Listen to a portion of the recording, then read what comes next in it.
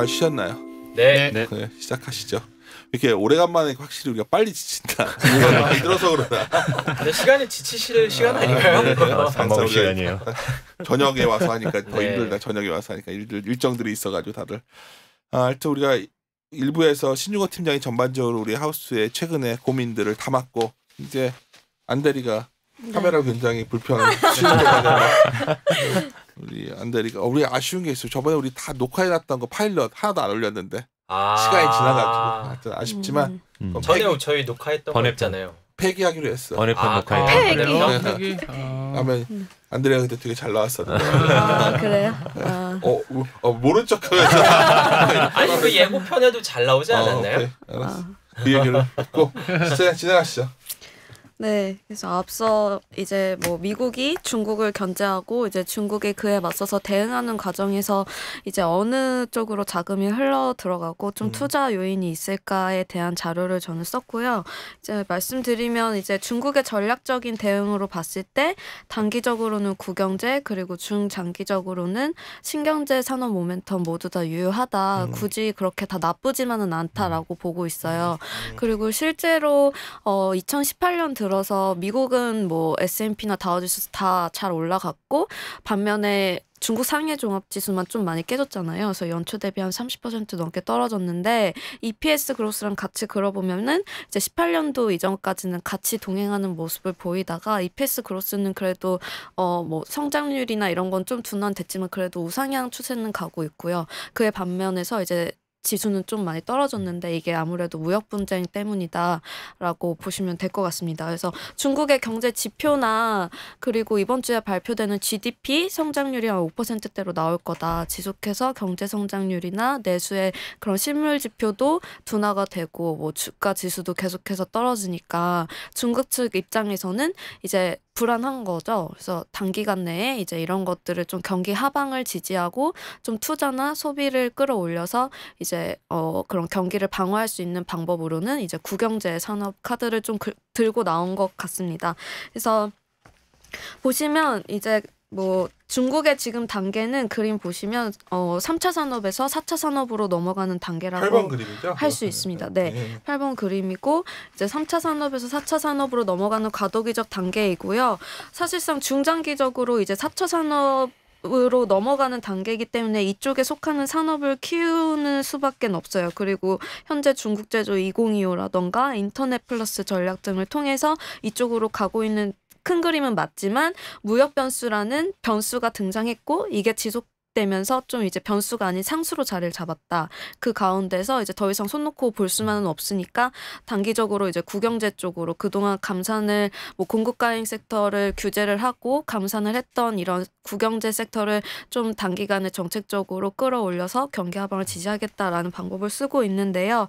앞서서 팀장님이 이제 말씀드렸던 뭐 1대1로나 그다음에 뭐 상반기에 이연됐던 뭐 하반기 인프라 투자 이런 것들을 좀 정책적으로 끌어내서 중국에 이제 과잉 생산된 뭐 철강이라던가 화학 이런 업종들을 좀 끌어올리려고 하고 있습니다. 그래서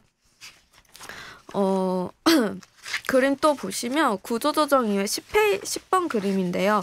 이제 15년도부터 9번 그림은 안 하는 거야? 국영제, 신경제, 국영제, 신경제도 말씀드릴게요. 시가총액 그림. 네, 이거는 시가총액 그림인데. 어째 방송이 바뀌어가지고 이거 다 작성해 놨기 때문에 나는 깜짝까지 이거 체크하고. 근데 나 말 하나 물어보고 싶은 거 있어. 네. 내가 얼마 전에 뭐 기고문 쓰다가 했던 건데 내 생각 쓴 거니까 인터넷 발달하면 표현의 어떤 수위는 높아지잖아. 네. 근데 중국은 막 이런 걸 다 요새 뭐 노래 부르는 애도 잡아가고 막 그랬더라고. 내가 아까 듣다 들었는데. 네. 과연 중국이 그런 개방화가 안 되고 이런 강압적으로 이렇게 막고 있는 상황에서 새로운 기술로 중국이 잘하고 있는 것 같아 잘 넘어갈 수 있을까? 그냥 개인적으로 같이 궁금해서 물어보는 거야. 이거 팟캐스트니까 그냥. 약간 다들 똑같은 얘기를 해요. 중국은 이렇게 혁신을 해가지고 하고 있고 막 엄청 잘하고 있고 막 근데 얼마 전에 누구지 마윈 네. 사람도 뭐 이렇게 되고 판빈빙 사건도 그렇고 뭔가 판빈빙 왜 웃는데? 아니 뭐 뉴스 다 나온 얘기한 거야. 그런 의미 없어. 근데 이제 그러니까 중국의 어떤 국가 자본주의라고 본다면 이런 나라가 민간의 창의력이 과연 생길 수 있는 나라인가? 신진자 생각 어때? 하도 이 얘기를 다 하니까. 저도 그런 부분에 대한 우려를 아예 하지 않는 건 아닌데 중국이 그 기본적인 기술력이나 이런 것들에 대해서 검증 단계를 지금 계속 거치고 있는 단계인 건 맞잖아요. 거치고 있는 단계는 맞아서 혹자는 그런 얘기 하더라고요. 4차 산업혁명 중에서 고도의 기술력이 필요한 것들은 중국은 못 따라가고 이를테면은 뭐 대체에너지 같은 거나 뭐 ESS나 전기차 같은 경우는 양적인 성장을 계속 끌어가야 되는 그런 건 것들이잖아요. 하면 결제 이런 건 할 수 있는데 그렇죠. 그래서 근데 그런 부분들에 대해서도 사실 지나고 보소 말씀드리면 버블이라는 거는요. 생산성이 100이라고 봐서 100을 투여했는데 알고 봤더니 50인 게 버블이에요. 저는 그렇게 얘기 드립니다. 그래서 중국이 지금 자기들은 100을 할 수 있다고 여기다가 자금을 끌어들이고 일정 부분 자기만 갖고 가는 건 아니거든요. 뭐 이제 전기차 만들기 위해서는 부품들도 몇 개 갖고 오잖아요. 뭐 아까 정확하게는 근데 몇백 개의 회사가 있는 걸로 알고 있어요. 대체 에너지도 이렇게 하고 있고 그런 거 과정에서의 기회 요인이라고 보는 거지 중국이 투자하고 있기 때문에 무조건 세계 1등이 된다. 그러니까 그런 건 아니에요. 결국 그것 같아 전기차도 전 세계 사람들이 중국 가서 어떻게든 해보려고 하고 있는 거거든 지금 이런 것들 노려서 약간 딴지 건 거야. 저도 그건 맞는 것 같아요. 하도 중국 얘기만 하면 4차 산업혁명 중국은 앞서가고 있고 막 하도 우리가 몇 년째 이 얘기를 듣고 있는데 곰곰이 생각을 해보면 내가 이제 최근에 뭐 아까 계속 똑같은 책 팔러 온 것 같다 오늘 아무래도. 아니 근데 저도 왜냐하면은 아까 그런 얘기를 드리는 거죠. 소련의 달 탐사 해갖고 결국은 소련은 항공 우주 기술은 떨어졌는데 미국은 더 발전시킬 수 있었잖아요. 중국이 여기에 투자하니까 미국이 여기 더 투자해서 전기차 이슈나 환경과 관련된 거 아니면 뭐 그런 4차 산업혁명 같은 것들이 글로벌리 더 강해질 수도 있는 거죠. 그러면 단순히 중국의 기업에 투자를 하는 얘기가 아니라 이게 기폭제가 되고 중국도 사실은 어떻게 투자하다 보면 잘하는 부분이 나올 수도 있는 건데 그거를 무조건 이건 안 되고 저건 안 되고 양적인 평창이 일어난다는 거에 대한 근거가 여기서 있다고. 그러니까 우리가 나바로 좋아하잖아. 나바로가 막 중국은 도둑놈이다 막 하고 뭐 쟤네들 빨리 바로잡아야 되는데 그 가와사키 중공업이라고 있다고 최근에 어떤 자료를 보니까 중국의 고속철도 기술이 일본 가와사키 중공업 그 하청주다가 그 훔쳐온 거라더라고. 그래가지고 그러니까 다 그런 식으로 훔쳐갔다는 거야 애들이. 그러니까 이거를 그 미국에서 얘기한 거야 미국에서. 미국에서 뭐라고 하냐면 중국의 도덕관념 부재가 세계를 망치고 있는데 더 늦기 전에 바로 잡아야 된다. 이게 나바로 얘기고. 그래서 어쩌면 중국이 기술을 굉장히 어쩌면 우리는 다행인 것 같아. 근데 거꾸로 잘 생각해보면 우리나라의 기술력들도 지금은 세계 탑을 베꼈잖아요. 일본 거. 그러니까 우리 재수가 좋았고. 근데 일본 거 베꼈는데 그 중에서 살아남은 서바이버들이 지금 살아남은 거고. 그럼 뭐 저는 이제 중국 두둔하는 건 아니지만 중국도 그런 기업 하나 나오겠죠. 뭔가지 모르겠지만. 나는 항상 감정의 기복이 심해서 요즘은 중국을 싫어하고 있기 때문에 자꾸 지금 저도 중국 왜냐면 불과 3, 4년 전만 하더라도 중국이 뭐 하면 화장품 날라가고 중국이 뭐 하면 면세점 날라가고 중국이 뭐 하면 이랬는데 지금은 중국이 뭐 하면 안 돼. 중국이 뭐 하면 안 돼. 이렇게 된 것 같아요. 저도 뭐 동의합니다. 내가 지표야.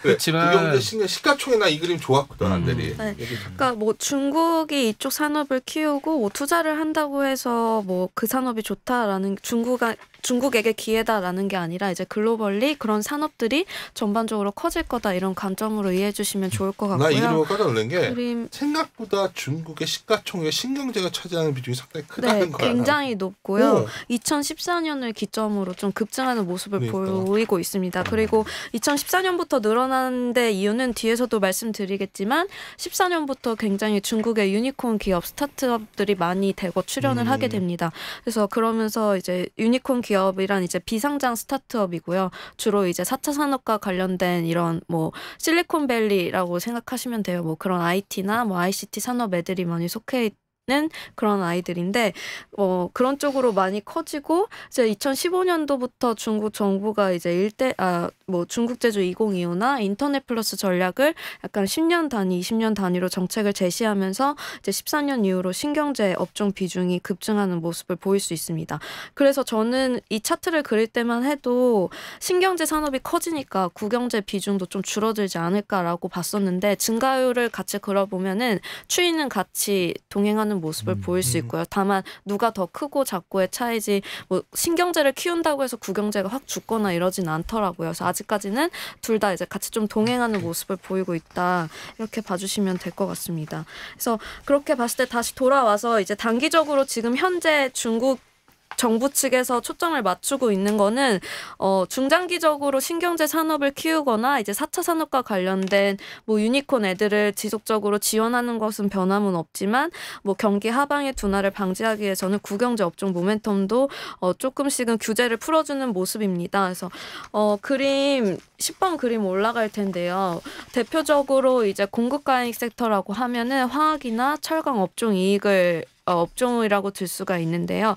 사실상 15년도에 중국 제조 2025 뭐 이런 거 발표하면서 공급과잉 섹터인 철강이나 뭐 석탄, 시멘트, 뭐 건설, 건자재 같은 애들은 감산을 하고 좀 공급과잉을 좀 규제를 하는 쪽으로 많이 뭐 정책을 폈었습니다. 그래서 구조조정도 한 차례 이뤄졌고, 그래서 15년도, 16년도에는 그렇게 좀 이뤄졌었는데 한 차례 그렇게 구조조정이 이뤄졌으니까 좀 수익성이 좋은 대기업, 상위기업 위주로 이제 기업들이 남았어요. 그러다 보니까 영업이익단이라던가 뭐 ROE 같은 측면에서는 좀 많이 약간 반등하는 모습을 보이고 있고요. 한 차례 구조조정 이후 마진이 개선됐다라고 볼 수 있고, 그런 가운데 이제 18년도 들어서는 이제 내수 경기 부양을 위해서 뭐 1대1로라던가 하반기 인프라 투자 같은 재정 정책을 좀 확대하면서 이런 업종 영업이익이 약간 턴어라운드하는 모습을 볼 수가 있다라고 보시면 될 것 같습니다. 중국 화학 쪽이 괜찮았어 올해? 네.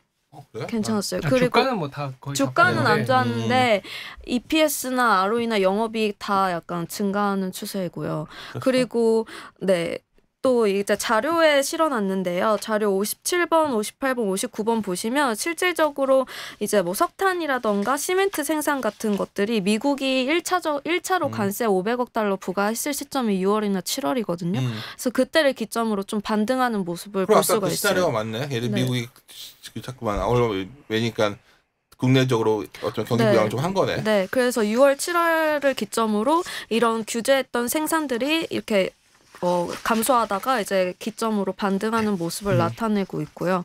그래서 단기적으로 이제 하반기부터 해서 내년 상반기까지는 이 무역 분쟁이 바로 끝나지 않고 좀 장기화된다면 중국의 국영제 업종 모멘텀 내부에서는 유리하다, 모멘텀이 있다라고. 중국의 국영제가 되면 우리의 그런 업종도 좀 됐었나? 근데 이제 공급과잉에 다르지 않아? 이게 맞닿아 있는 애들은 별로일 것 같은데, 이때 염동찬 과장일 때 또 얘기하겠지만, 그래도 걔네들이 화학이라든지 이런 걸 키울 때 우리 걸 써야 되는 상황.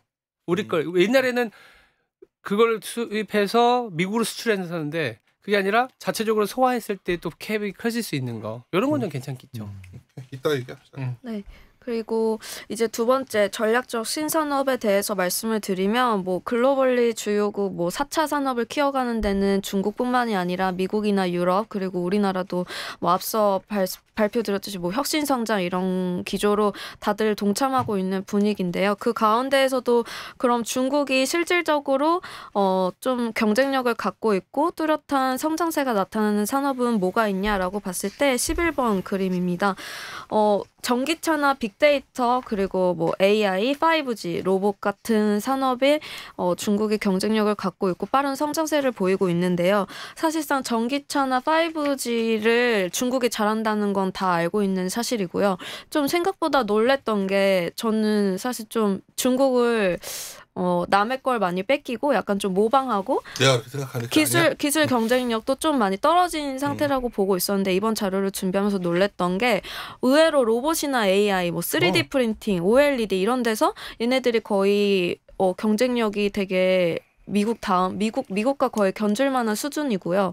그렇게 뒤지지 않아요. 그래서 뭐 IT나 제약이나 좀 전통적으로 오랫동안 그런 R&D나 연구를 요하는 산업에서는 뒤질 수밖에 없겠지만, 요즘 이제 출현하는 그런 신기술과 같은 IT와 융합해서 이제 발전시킬 수 있는 그런 복합적인 산업에서는 중국이 좀 경쟁력을 의외로 많이 갖고 어마어마하게 있다. 투자하고 어마어마한 R&D를 투자하고 있어서 네. 사실은 만약 이 격차라는 게, 기술 격차라는 게 오히려 이번에 미국이 이런 기회 줘가지고 네. 약간 얘들 슬로해지는 거지.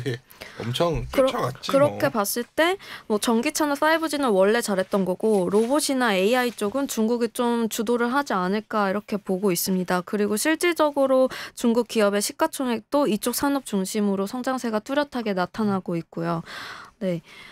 미국이 그림 12번 올라갈 텐데요. 1차 때 관세를 부과했을 때 한 1,400개 정도에 대해서 품목에 대해서 관세를 부과를 했었습니다. 근데 그 가운데에서도 한 600개, 한 600개 좀 넘는 숫자들이 거의 다 대부분 IT 제품이 압도적이었고요.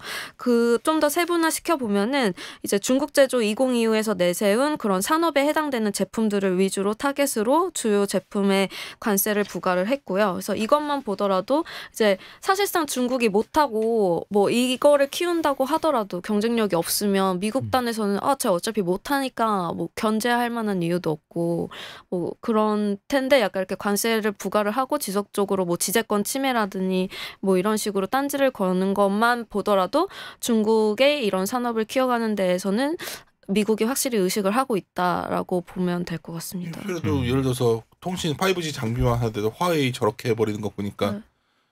우리한테 기회 아닌가? 그렇게 보면 안 되나? 네, 맞아요. 억지로 말 시키는 느낌.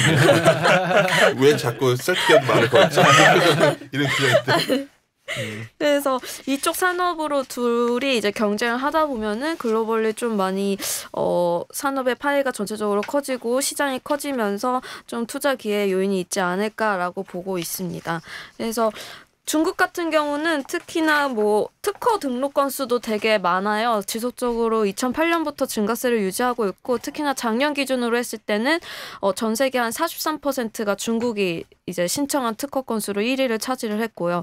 뭐 특허 중에서도 뭐 종류가 여러 가지 있는데 그 중에서도 실용적인 신기술 방안이라던가 뭐 새로운 제품 개발에 주로 다 초점이 맞춰져 있고요.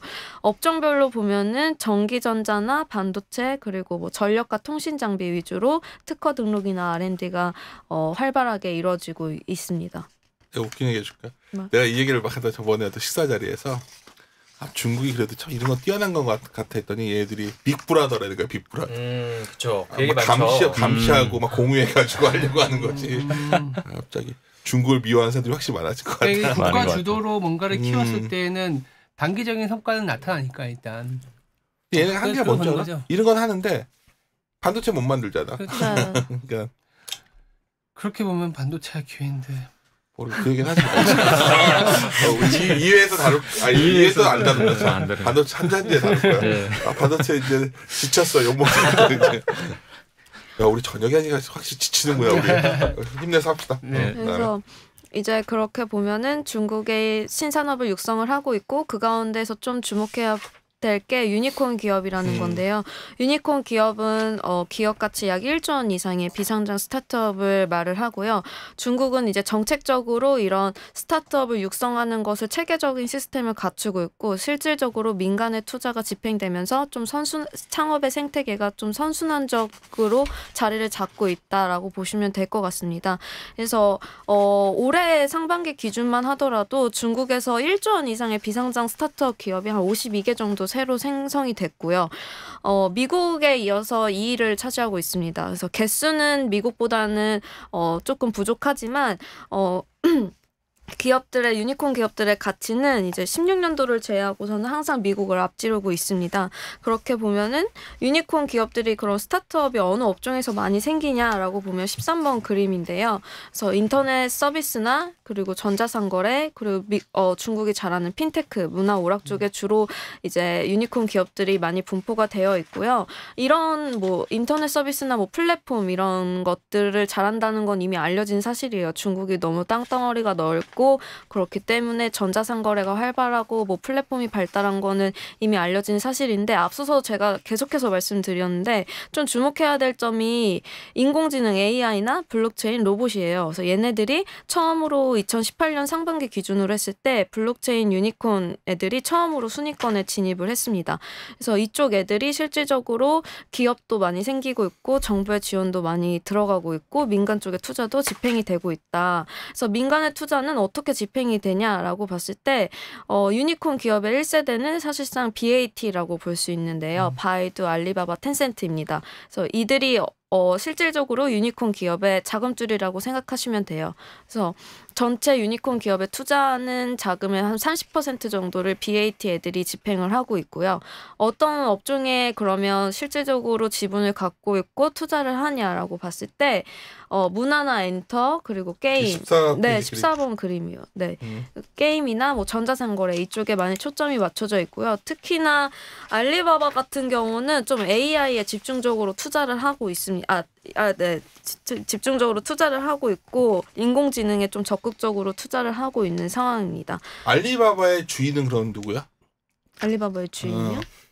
과연 대주주는 누구야? 갑자기 궁금해. 모르겠어요. 모르겠네요. 근데 이제 아까 뭐 유니콘이나 지금 보면 마냥 이제 그 돈을 투여했을 때 미국이 뭐 굳이 안 막아도 되는 부분도 있잖아요. 인터넷 서비스나 전자상거래 핀테크 같은 경우에는 뭐 활성화되고 소비자의 어떤 소비의 레버리지를 일으킬 수 있는 거니까 이건 사실 기회일 수 있는 부분이기도 하고 이 부분 좀 저는 읽으면서 되게 인상 깊었고 중요하다 생각했던 게요. 예를 들어 빅브라든지 아니면 돈만 어떻게 막 억지로 밀어주고 있는 건지를 판단하는 좋은 방법이 이건 것 같아요. 예를 들어 이게 유니콘이 됐다는 거는 이제 VC가 투자를 했다는 거고 네.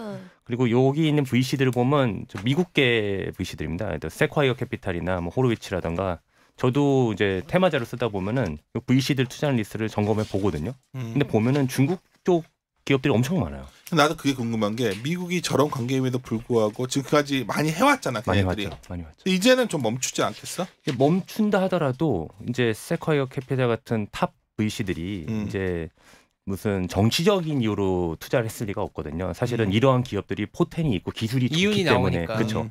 그러니까 이 기업들이 알짜 기업들이 요 테마에서 탄생을 하고 있다는 거죠. 그래서 저희가 이제 아까도 말씀드렸던 그 경제적인 상호 의존성을 높이는 게 미국의 전체 GDP가 지금 80년대 초반이나 60년대보다는 많이 쪼그라든 건 사실이거든요. 그리고 미국은 근데 그렇다고 해서 달러도 있고 군사력도 강하기 때문에 패권국의 지 그리고 혁신성, 자율성 우리가 어떻게 얘기해도 괜찮은 것들을 많이 갖고 있기 때문에 유지가 되는데 유지가 되려면 돈을 벌어야 돼요.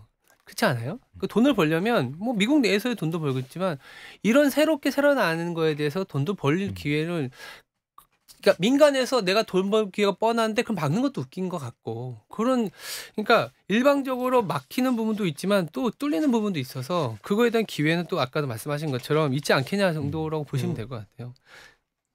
오케이. 네. 네, 갑자기 어색해졌어요. 아니, 뭐 지쳐서 그런가 지쳐서 진짜요? 한밤중에 와가지고 지금 배고프다며 밥도 안 먹고 지금 합시다. 네, 그렇게 해서 이제 중국에서는 스타트업을 전략적으로 육성하고 있고 민간 쪽에서는 이제 자금을 투입하면서 이제 좀 밀어주는 방식으로 가고 있습니다. 그러면 중국 정부는 금융시장 쪽에서 얘네들을 어떻게 활용할 거냐라고 봤을 때 이제 CDR 발행을 통해서 유니콘이 비상장 기업이잖아요. 그래서 얘네들을 이제 본토 A주에 상장을 가속화시키도록 지금 현재 준비를 하고 있고요. 그 다음에 해외에 나가 있는 애들을 이제 본토로 좀 돌아오게끔 그런 정책을 좀 구사를 하면서 중국 본토에 이제 IT라던가 이런 기업들을 전략적으로 좀 산업을 키우는 정책을 적극적으로 피고 있습니다. 그래서 그림 87번 자료에는 그림 87번인데요. 보시면 상해 종합지수에서 가장 업종별 비중이 높은 게 금융이랑 산업재예요. 근데 IT 같은 경우는 사실 아직까지 5%밖에 되지 않거든요.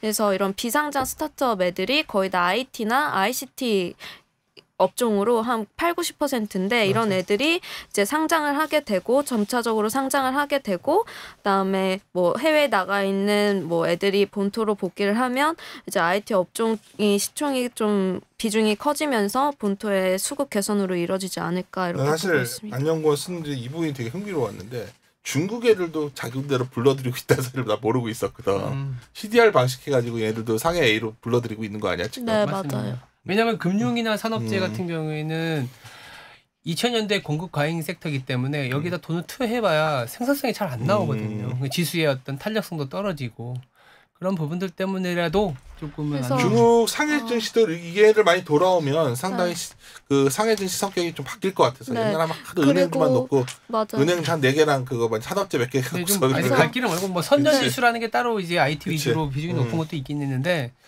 뭐 워낙 비중이 워낙 차이가 나서요. 근데 돌아오는 거를 한다기보다 이렇게 얘네들을 상장시키는 게 더 빠르니까 사실상 저는 이런 유니콘 기업에 좀 주목을 하고 있고요. 유니콘 기업에 네. 투자하는 아이디어도 많아요. 그리고 우리나라 오히려. 이거 말해도 되나? 말해 아까 모 운용사에 다니는 분이 뭐라고 하면 됐어. 네. 실질적으로 이번에 이제 작년에 들어가서 17년 말에 들어가서 이제 투자를 한 게 유니콘 쪽에 진짜? 모 유니콘에 들어갔는데 지분 참여를 했는데 18년 동안 이제 작살났잖아요. 상해 종합지수에서 이런 말 해도 되나? 근데 이랬어. 지금 이런 말 하나 되나 마다 그냥 여기 아니면 17년 말에 들어가는데 지금까지 수익률 50% 났고요. 이번에 또 들어갈 건데 유니콘 기업 하나 또 그래? 검토하고 있다고 얘기 들었어요. 우리나라 우리나라 우리 거보다 낫네. 우리는 그러니까 이제 상장되는 그러니까 우리나라 거보다 왜냐면 이게 껍데기가 그럴싸해 여기서 나네. 보이잖아요. 2000년대 중반에는 중국에서 뭘 만들면 된다는 껍데기가 그럴싸해 보였고 IT 버블 때는 새로운 세상이 열리는 거에 대한 껍데기가 그럴싸해 보였잖아요. 그러니까 이제 막말로 중국의 화장품 기업 찾는 게 아니라 네. 이거 찾아야겠네. 그렇죠. 그렇죠. 이런 클라우드 화장품 컴퓨터 좀 한물 인터넷 강화. 서비스. 야, 얻어도 좋겠어. 물론 네. 왜냐 우리 VC 쪽 정말 우리 할 거 없잖아. 그렇죠. 우리는 정말 그래서 VC 쪽이 그런 쪽에 네. 그러니까 아주 역발상일 수 있는 거죠. 그래서 재밌네, 왜냐면 이거. 1차적으로 그럼요. 중국 정부가 자기들이 그 수요초 역할을 하기 때문에 얘네들이 그 정도의 어떤 오케이. 네, 엑스트라 그렇게 만한 뭐 보고 있고 마지막으로 하나만 더 말씀드리면 이제 한번 그림 해볼게요. 15번인데요. 이제 FDI 유의백을 제가 업종별로 다 그려봤어요. 그렇게 봤을 때 이제 유일하게 꺾이는 게 실질적으로 앞서 말씀드렸듯이 미국이 관세를 부과한 거, 뭐 IT나 반도체 이런 애들은 꺾이고 있는데 똑같잖아. 국영제 애들은 재밌는 게 이제 중국 정부에서 이제 정책으로 뭐 규제를 가해서 뭐 공급을 억제하고 이랬을 때는 FDI 유의백이 한 15, 16년에는 국영제 애들은 좀 꺾였다가 한 차례 구조조정이 이뤄지고 업종의 뭐 영업이익이라던가 마진이 좀 개선이 되면서 좀 다시 반등하는 추세를 나타나고 있고요. 그 다음에 4차 산업과 관련된 애들은 지속해서 이제 유의백이 난 사실 이 꾸준히 데이터 증가하고 보면서 있습니다. FDA가 같으면 외국인 직접 투자 얘기예요. 이거 일반 네. 투자자들 들으니까 잘 이해 못할 수 있으니까 네. 외국인 직접 투자인데 국영제 들어온 건 참 신기했어. 그러니까 쉽게 그거 말해서 저도 좀 놀랐어요. 기술 쪽은 자꾸 막히는 것 같은데 여기는 들어가도 상관없어서 그런 건가? 뭐 미세하더라고. 금액이 뭐 커 보이진 않는데 네. 그래도 그래도 다시 이렇게 꺾였다가 올라간 게 저도 좀 자료 준비하면서 처음 알았어요. 나도 이건 재밌었어. 자, 염영과 예, 저는 드디어 제 차례가 왔네요. 저 부분 같은 경우에는 약간 좀 중국과 미국의 무역 갈등이 향후에 어떤 시나리오 갈 때 좀 국내 산업 업종에서 업종 측면에서 어디가 좀 수혜를 입을까, 어디에서 기회가 생길까 뭐 이런 것과 관련된 내용을 정리했다라고 말해줘. 보시면 되는데 지금 뭐 이렇게 먼저 시작하면서 지금 16번 페이지 그림인데요. 지금 화면에 나오고 있을 것 같은데요. 미국 기업이랑 중국 기업 이렇게 비교를 한 그림이 나와 있어요. 여기에서 뭘 말씀드리고 싶은 거냐면은 지금 미국의 불만은 지적 재산권에 관련된 불만이 굉장히 많은데 이게 어떤 얘기냐면요. 미국의 그 팬 기업들, 이 IT 기업들이 중국에서 지금 사업을 못해요. 다 규제를 받고 맞아. 있어요. 뭐 예를 들어서 페이스북, 트위터 다 이렇게 접속조차 하지 못하는데 뭐 넷플릭스 같은 경우에는 뭐 북한이나 중국이 진입 못한 거의 유일한 국가잖아요. 그렇다고 해가지고 이런 똑같은 사업을 하고 있는 기업들이 없느냐라고 하면 그건 아니라는 겁니다. 뭐 예를 들어서 페이스북 없지만 텐센트 있고 뭐 트위터 없지만 웨이보 있고 넷플릭스는 못 들어갔지만 뭐 아이치라든지 뭐 이런 기업들이 똑같은 사업을 하고 있는 거고 미국 입장에서는 굉장히 이게 불쾌할 수가 있죠. 우리 사업 아이템을 똑같이 하는데 우리는 아예 규제로 못 들어간다. 그러니까 이 부분을 완화하라. 이거는 불공평하다라는 얘기를 하는 겁니다. 중국은 그만큼 커다랗고 매력적인 시장이기 때문에 이런 일들이 벌어지고 있는 거죠. 그렇다면은 여기에서 중국과 미국의 갈등이 어떻게 될지는 모르겠지만 여기의 상황에서 좀 어떤 업종이 좀 수혜를 입을까라고 생각을 하는데 제가 생각하는 건 두 가지요. 첫 번째 뭐 이 갈등이 정말 파국으로 가지는 않고 결국엔 중국이 조금이라도 양보를 하는 듯한 완전히 개방한다는 건 아닙니다. 양보를 하는 듯한 제스처를 취할 가능성이 있다라는 게 첫 번째고 이 그렇다고 해가지고 뭐 미국의 입장을 전부 받아들이지는 않을 것 같고요. 결국 앞서 말씀드렸었던 것처럼 중국이 뭐 재정 지출이라든지 투자를 통해서라도 뭔가 이렇게 중국의 경기를 개선시키기 위한 움직임을 나타낼 거라는 거죠. 여기서 저는 좀 수혜를 받을 수 있는 업종 뭐 두 가지 화학과 미디어에 대해서 말씀을 드리고 있는데요. 화학을 말씀을 드리는 이유는 순서대로 그림을 하고 삽시다. 네, 17번 그림을 보면서 말씀을 드리면 될 것 같아요. 이 화학 업종에 대해서 뭐 말씀을 드리기 전에 이 무역 규제라는 게 있잖아요. 그치. 무역 규제를 하는 거에 대해서 뭐 관세도 있고요. 무역 조치라는 것도 있고요. 비관세 장벽이라는 것도 있어요. 뭐 이런 것들을 좀 많이 조치를 취해가지고 중국이 예민하게 뭔가 이렇게 조치를 취하는 업종이 뭔지 하면은 찾아보면은 그 업종은 되게 보호하려는 산업일 가능성이 있거든요. 비관세 장벽 중에는 굉장히 뭐 많죠. 뭐 이렇게 새로운 규제를 만든다든지 뭐 이렇기 때문에 이런 건 개량화가 안 되는데 개량화가 되는 대표적인 게 바로 이 무역 기술 장벽 TBT라고 하는 거예요. 그 지금 17페이지 그림에 나와 있는 건데 이 TBT라는 거는 뭐냐면은요. 뭐 이렇게 새로운 품목이 들어올 때 뭐 규격을 맞췄냐, 기술적인 뭐 문제가 없느냐 이런 거를 표준을 따르느냐 이런 것들을 약간 좀 귀찮게 해가지고 수입을 늦추는 조치라고 생각을 하시면 돼요. 비관세 장벽 중에서 그 개량화가 되는 조치라고 생각을 하시면 되는데 업종별로 보면은 제일 많이 하는 게 바로 이 화학 제품에 대해서 이 TBT 조치를 많이 하고 있습니다.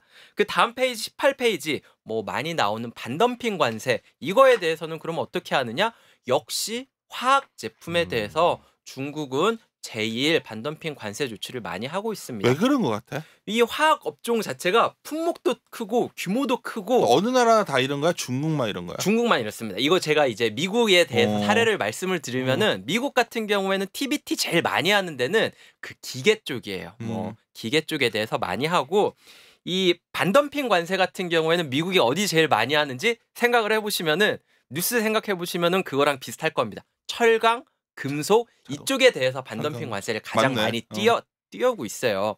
이게 그런데도 불구하고 중국은 두 개 다 화학 업종에 대해서 이렇게 얘기하고 있다는 데서 좀 차이가 있다는 거죠. 화학 같은 경우에는 굉장히 중국에서 중요한 산업인데 이게 또 중요한 게 화학 업종 같은 경우에는 한국도 굉장히 중요해요. 그 제 자료에 화학 업종에서 가장 메인이라고 할 수 있는 그림이 바로 지금 화면에 나오고 있는 19번 그림인데 한국 같은 경우에는 화학 제품이 굉장히 중요한 수출 품목입니다. 단일 품목으로는 반도체가 1등이에요. 한국의 수출 품목에서. 2등은 화학 제품. 중간재 이거 수출해서 먹고 살아야 돼. 그렇죠. 근데 이게 화학 제품 수출에서 좀 중요한 게 그림이 뭐냐면은 이 중간재 그러니까 최종재를 만들기 위한 중간 단계가 있고 최종재 수출이 있잖아요. 중간재 그러니까 거기 그림에 나와 있는 기초 유분이나 석유화학 중간 원료 같은 경우에는 거의 65% 90%가 중국으로 갑니다. 근데 최종재라고 할 수 있는 뭐 그 합성 섬유라든지 합성 수지라든지 합성 고무 이런 거는 비중이 굉장히 줄어 있어요. 옛날부터 이랬느냐라고 보면 그런 거는 아니고요. 이게 중국에서 뭐 2010년 정도부터 자금률을 놀리기 위해서 굉장히 노력했던 게 바로 이 최종재였거든요. 그러다 보니까 합성 고무나 화학 화학 섬유라든지 이런 것 쪽으로 좀 수출이 굉장히 많이 줄었는데 좀 다행인 거는 여전히 중간재는 한국 거를 많이 가져가다가 쓰고 있는 상황이고요. 2017년 같은 경우에는 뭐 기초 유분은 뭐 줄었다가 2017년 수출이 다시 늘었고 석유화학 중간 원료 수출 같은 경우에는 2017년에 다시 대중국 수출이 사상 최대 수출 금액을 기록했거든요. 그리고 이런 부분은 뭐 LG화학이라든지 롯데케미칼 같은 한국 대표 화학 업체들이 한다는 점에서 좀 기회가 될 수 있을 거다라고 생각을 하는데 이게 또 중요한 게 뭐냐면은 중국이 한국에서 이 중간재를 받아오잖아요. 최종재를 만들어가지고 가장 많이 수출을 하는 국가가 바로 미국입니다.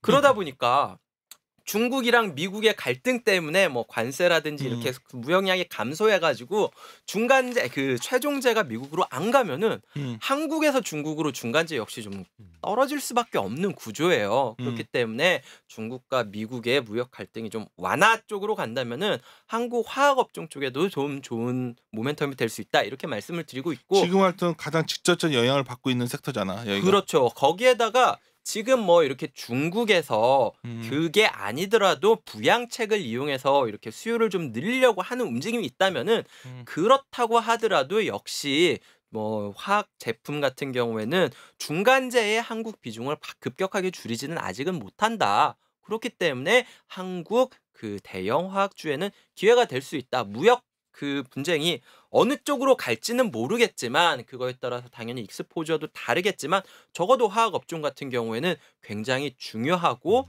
긍정적인 모멘텀을 받을 수밖에 없는 업종이다라는 말씀을 드리고 있고요.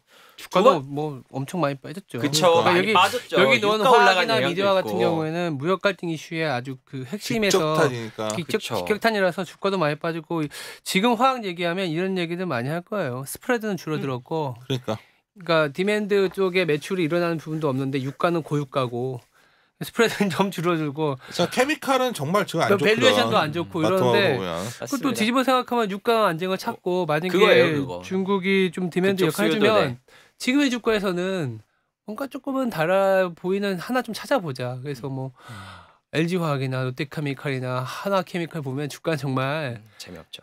뭐 물론 로켓은 진짜 퓨어케미스로 더 주가 폭망한 거. 그걸 맞아요. 롯데케미칼 특히 그렇잖아요. 로켓이니까 로켓 보고 있어. 야 TV 광고 나와가지고 오늘 주가를 우리가 봤는데 야 심하다. 어쨌든 좀 화학 업종 같은 경우에는 그래서 봐야 된다고 생각하고 또 다른 좀 규제와 관련돼서 중국의 규제가 완화 가능성이라든지 산업을 키우는 것과 관련돼서 봐야 되는 업종 같은 경우에는 미디어 업종이라고 생각을 하고 있어요. 내가 오늘 아직 모닝 미팅 때 너희들 세미나 가서 안 들어왔는데 있었다? 아니요, 저는 세미나 갔습니다. 없었지. 그래서 내가 김영현 연구원한테 내가 아침에 넷플릭스. 넷플릭스가 어제 되게 잘 나왔다. 그렇죠. 실적 어마어마하게 잘 나왔는데 그래서 우리나라 미디어를 봤더니 계속 말했던 게 우리가 미스터 선샤인 있잖아. 네, 그렇죠. 넷플릭스에 팔고 좀 있다 중국에도 팔 수 있다 그랬는데 감도 없는 중국애들이 살 수가 없는 것 같더라고 지금 분위기가. 넷플릭스는 인도에서 더 팔면 돼요. 그래. 네. 미스터 근데 이제 선샤인 이 컨텐츠 업계 자체에 대한 기회가 중국으로 들어갈 수도 있는데 사실 우리나라가 경쟁력 있는 것 중에 하나다 보니까. 어제 미스터 선샤인 얘기했더니 김태리가 생각나서. 네. 나도 그거 너 말대로 뭐냐 포레스트? 리틀 포레스트요? 리틀 포레스트 봤는데 좋은 영화입니다. 재밌더라. 네, 다시 미디어 얘기하도록 할게요. 그래. 이 미디어 업종 같은 경우에는 이제 중국에서 한류 이런 거를 되게 규제한다고 저희는 생각을 하잖아요. 근데 중국에서 나오는 규제들을 보면은 이게 누가 봐도 한류 이렇게 한국 컨텐츠 규제인데 한국 컨텐츠를 규제한다고 명시적으로 얘기를 하고 있지는 않아요. 그런데 뭐 대표적으로 뭐 이렇게 시기를 보면은 뭐 별에서 온 그대가 성공하니까 뭔가 규제가 나오고 그 다음에 뭐 태양의 후예가 성공하니까 뭐 규제가 나오고 예능이 성공하니까 규제가 나오고 뭐 이런 건데 중국 입장은 이런 거죠. 뭐 최근에 나왔던 규제 중에 하나가 이 버라이어티 중에서 부모랑 자식이랑 같이 나오는 버라이어티 있잖아요. 그거를 규제하면서 연예인의 자식은 TV를 나올 수 없다. 이상해진 것 같아 나라가. 그죠. 근데 그거의 규제의 근거로 뭐라고 얘기를 하고 있냐면요. 이게 자식은 무슨 능력이 있어서 TV를 나오는 게 아니라 부모가 연예인이라는 이유 하나만으로 TV를 나오고 이것 때문에 인기를 얻고 돈을 번다? 이거는 부의 되물림을 야기할 수 있는데 이거는 사회주의 체제에 맞지 않는다라고 얘기를 하고 있는 거예요. 맞는 말인데? 그럴듯하죠. 야, 우리나라 요새 테레비하면 재미없는 게 연예인 가족만 나와서 그렇죠. 뭐 물론 여기에서 뭐 빈부격차 얘기도 나오고 쟤는 왜 이렇게 뭐 좋은데 가고 좋은 입어 뭐 이런 얘기가 나왔다고는 하는데 기본적으로는 여기서 얘기하고 있는 거는 중국 같은 경우에는 체제 유지를 위해서 규제를 해야 되고 이게 한국에서 만든 컨텐츠들이 이렇게 인기를 끌면서 이게 문제가 될 가능성이 있기 때문에 나오는 겁니다. 결국에는 중국은 미디어라는 건 생각보다 굉장히 강력하잖아요.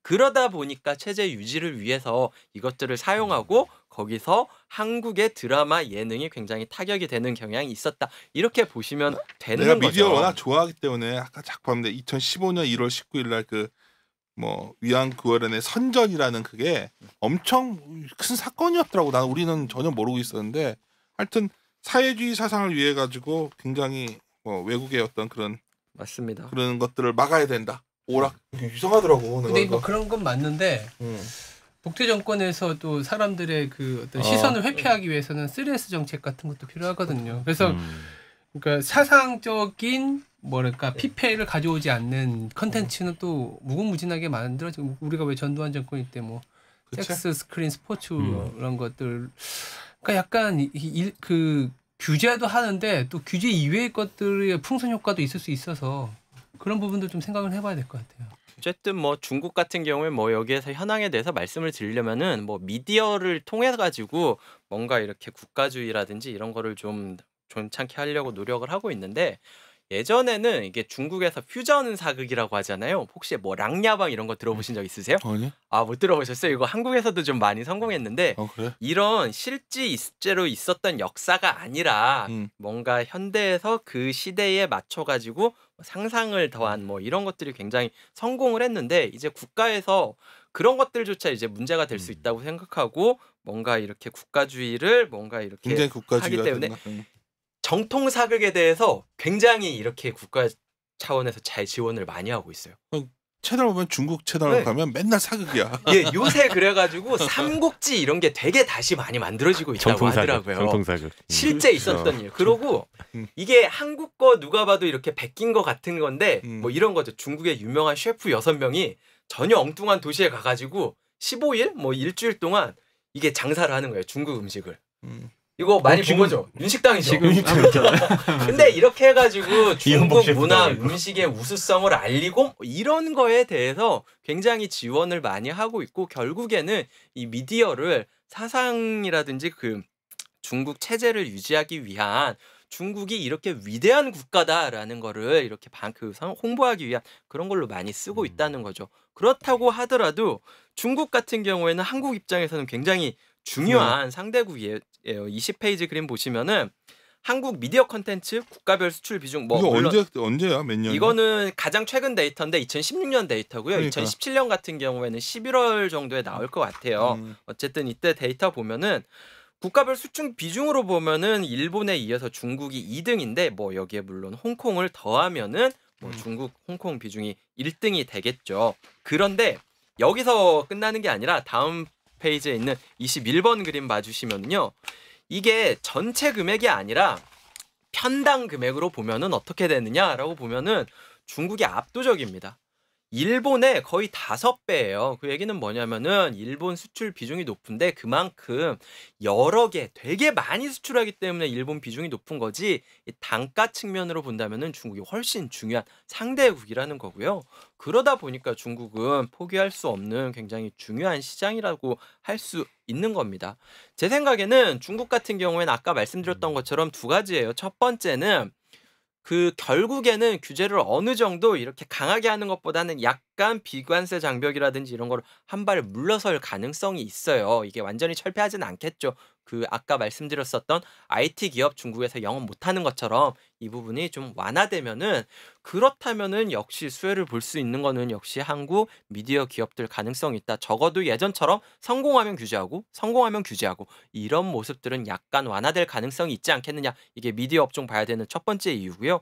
두 번째는 그게 아니더라도 중국 미디어 산업 같은 경우에는 결국 커질 수밖에 없을 거다. 이러나 저러나 그런 거에서 수혜를 받을 수 있는 거는 역시 경쟁력 있는 국내 미디어 기업들 아니겠느냐. 무역 갈등과 관련돼서 의외로 수혜를 받을 수 있는 게 바로 이 미디어 업종이라는 점에서 좀 볼 필요 있다. 이렇게 말씀을 드리고 있는 거죠. 네, 이제 저조차도 사실 컨텐츠 미디어는 좀 조심스러워요. 왜냐하면 중국은 이걸 상당히 규제를 많이 하는 부분이라서. 근데 이제 중국을 떼고 봤을 때 우리나라에서 경쟁력 있다고 보는 산업들 보면 또 근데 또 컨텐츠는 또 상당히 좀 요새 경쟁력 있다고 보고 그로스가 그나마 나오는 쪽이니까 이제 그렇게 보면 될 것 같아요. 중국이 이제 현재 나오는 상황에서도 이 정도의 그로스인데 만약 중국이 전면적인 건 아니지만 이제 약간의 어떤 창구 지도식으로 이런 컨텐츠를 열어주는 상황이 되면 그 안에서 우리나라는 조금은 기회를 볼 수 있지 않겠냐라는 거고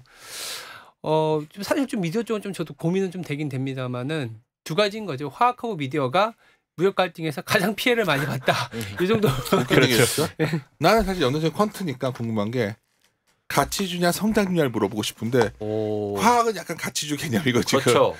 지금 미디어는 성장주 개념이야. 그렇죠. 근데 뭐 하나 약간 뚜렷한 요즘 장의 성격인 것 같아. 옛날처럼 무슨 뭐 가치주냐 성장주냐 이런 스타일도 아니고. 아닌 것 같아요. 그러니까 이 자로 이렇게 가르듯이 이제 뭐 외부 타사 뭐 이런 데 의견들 보면 이제 다시 또 장단기 금리차로 넘어가서 거기에 역전된 순간 성장수 꺾인다 뭐 이렇게 얘기하는 부류도 있더라고요. 저는 이제 저는 개인적으로 그냥 계속 그로스 주식이 될 것 같아요. 맞아. 내가 이번에 칼럼 쓴 거 하나 있는데. 저는 저도 고민하고 이번에 있었는데. 마켓 클로에도 적어놨는데 저도 상당히 예를 들어서 금리가 오르면 밸류에이션이 낮은 것들이 좋아진다는 생각을 갖고 있었는데 뭐 그게 틀린 건 아니지만 그런 어떤 중간중간에 넘어가면 있을 수 있는데 결국 피날레는 성장주가 있을 수 있다고 생각한 게 뭐냐면 지금의 성장주는 우리가 보고 있는 4차 산업과 관련된 애들이 성장주인 거죠. 근데 2000년대에는 장단기 금리차 줄어들 때하고 밸류하고 그로스를 보면 정확하게 이제 금리가 오를 때 가치주가 됐었어요. 그때의 성장주는 뭐냐면 그때의 생산성은 노동 생산성, 즉 그렇죠. 중국의 캐파를 늘리면서 갖고 가는 지금의 공급 과잉이었던 애들이 생산성이 있고 성장이 있었던 거거든요. 그럼 걔네들이 불을 뿜고 버블을 만들어서 레버리지가 끝난 게 금융위기였는데 그래서 지금 공급 과잉이 된 거고 이 공급 과잉 생산성이 떨어진 거를 뒤집어 놓기 위해서 좀 더 생산성 있는 애들 뭐 팡스라든지 아니면 AI라든지 블록체인이라든지 전기차라든지 이런 애들이 생산성을 갖고 가고 거기에 다들 투자하는 거잖아요. 얘네들이 지금 그로스라는 거죠. 그래서 저는 그러다 보니까 단기적으로는 중국이 부양하고 화학이나 이런 것들이 내년 한 초반까지는 갈 것 같은데 이후에 다시 미국이 테이킹하면서 다시 또 성장주 때마침 그때도 삼성전자 실적도 돌아서니까 그때도 성장주가 한 1년 더 가지 않을까라는 생각은 하고 그게 있습니다. 아니라 이런 말을 나한테 하는 게 워렌 버핏이 2016년에 애플을 사기 시작했더라고. 17년에 고백을 해.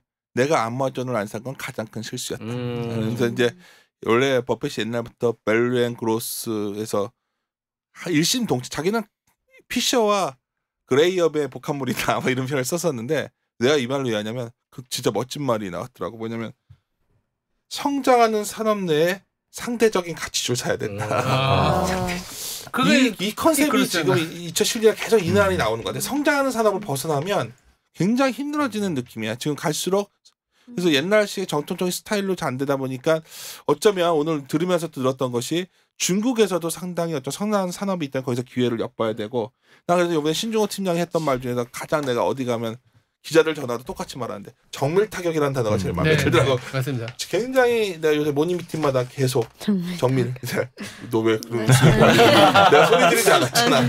그래서 뭐 전체적인 인덱스 플레이보다는 그렇죠. 인덱스 하지 말고 굉장히 디테일하게 너희들 숫자를 말해달라는 거지. 지금 사실 우리가 여기는 대중화된 방송을 하다 보니까 하지만 아까 여러 가지 이외에서도 이제 2차 전지를 할 텐데 이제 뭐 아무래도 주니어가 썼으니까 고민도 되지만 그렇게 가야지만 우리가 어떤 타겟 포인트를 찾고 어쩌면 우리가 올해 장세에 대해서 많은 리서치 애널리스트들이 좀 놓쳤던 부분이 중국에 대해서도 굉장히 과거에 이랬을까 안이하게 대처하다가 어쩌면 우리가 그랬단 말이야. 굉장히 정밀한 시대가 왔어. 그래서 오늘 뭐 1회 시작인데 저녁이 어두워지고 이러다 보니까 지쳤는데 나는 또 오늘도 같이 함께 고민하고 쉽고 재미있고 유익한 이었는데 이제는 같이 보고 고민하는 또 이리온 시즌 4 하여튼 오늘 갑자기 마무리 짓다. 마무리 짓고 하여튼 우리 신조 팀장이 뭐 내년 시장 전망 이런 것들은 다시 한번 정리해 주실 거고 또 저쪽에서는 실적 한번 되면 정리 좀 해주시고 그리고 안대리도 이제 우리가 합류한 지 좀 됐으니까 좀 더 디테일하게 들어가야 되는 것 같아. 다들 그러지 않으면 맞습니다. 중국도 내가 오늘 아까 사람들이 깜짝 놀래. 나도 놀랬어. 난 생각보다 요새 공부를 더 해야 되는구나. 중국도 해야 되는구나. 해서 어떤 그런 이리온 포를 통해서 우리도 그런 공부하는 시간을 갖도록 하겠습니다. 또 게시판에 더럽게 말 받는 마무리 짓죠. 이리온아.